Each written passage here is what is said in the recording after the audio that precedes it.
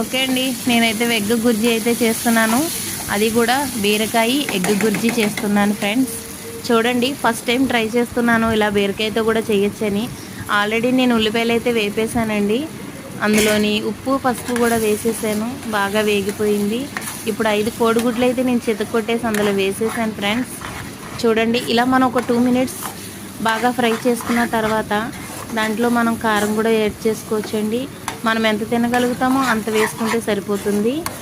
దాంతోపాటు మనం ఇలాగా రొయ్యల కర్రీ కూడా చేయొచ్చు, చాలా బాగుంటుందండి.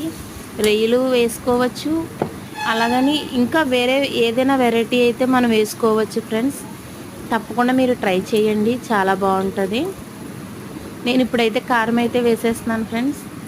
చూడండి, నేనైతే 4 స్పూన్లు కారం అయితే వేసేసాను. అలా మనం ఒక 2 మినిట్స్ బాగా ఫ్రై చేసుకున్న తర్వాత ఇలాగ అయిపోతుంది. చూడండి ఫ్రెండ్స్, మనకి ఎగ్ గుజ్జి దగ్గరగా పడేటప్పుడు మనం స్టవ్ అనేది సిమ్లో పెట్టుకోవాలి, లేదంటే కర్రీ అంతా బాండీకి పట్టేస్తుంది ఫ్రెండ్స్. అంతే ఫ్రెండ్స్, 2 నిమిషాల్లో అయిపోతుంది కర్రీ అనేది. ఎగ్ గుజ్జి చాలా తొందరగా అవుతుంది. ఆఫీసులకు వెళ్ళే వాళ్ళు కూడా చాలా ఈజీగా అయిపోతుంది.